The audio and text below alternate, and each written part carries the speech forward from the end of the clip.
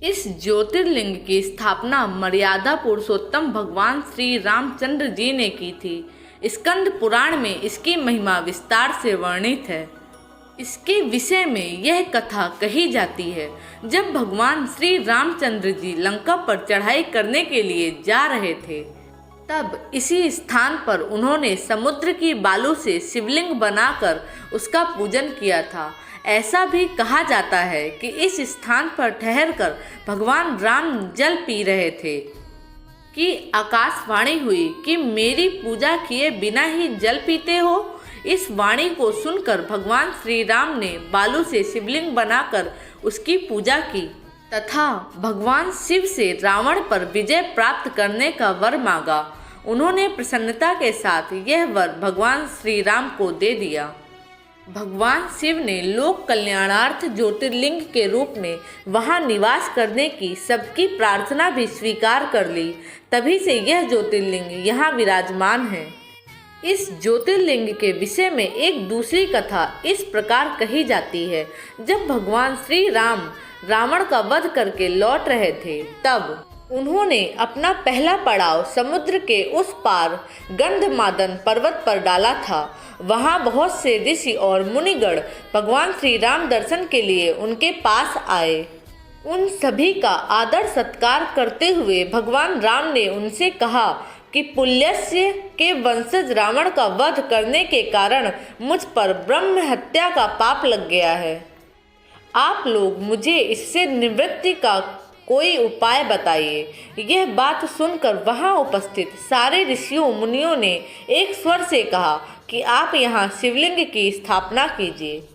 इससे आप ब्रह्म हत्या के पाप से छुटकारा पा जाएंगे। भगवान श्री राम ने उनकी यह बात स्वीकार कर हनुमान जी को कैलाश पर्वत जाकर वहां से शिवलिंग लाने का आदेश दिया। हनुमान जी तत्काल ही वहां जा पहुँचे, किंतु उन्हें उस समय वहां भगवान शिव के दर्शन नहीं हुए। अतः वे उनका दर्शन प्राप्त करने के लिए वहीं बैठकर तपस्या करने लगे। कुछ काल पश्चात शिव जी के दर्शन प्राप्त कर हनुमान जी शिवलिंग लेकर लौटे, किंतु तब तक शुभ मुहूर्त बीत जाने की आशंका से यहाँ सीता जी द्वारा लिंग की स्थापना का कार्य कराया जा चुका था। हनुमान जी को यह सब देखकर बहुत दुख हुआ। उन्होंने अपनी व्यथा भगवान श्री राम से कह सुनाई। भगवान ने पहले ही लिंग स्थापित किए जाने का कारण हनुमान जी को बताते हुए कहा कि यदि तुम चाहो तो इस लिंग को यहाँ से उखाड़ कर हटा दो। हनुमान जी अत्यंत प्रसन्न होकर उस लिंग को उखाड़ने लगे, किंतु बहुत प्रयत्न करने पर भी वह टस से मस नहीं हुआ। अंत में उन्होंने उस शिवलिंग को अपनी पूंछ में लपेटकर उखाड़ने का प्रयत्न किया, फिर भी वह ज्यों का त्यों अडिग बना रहा।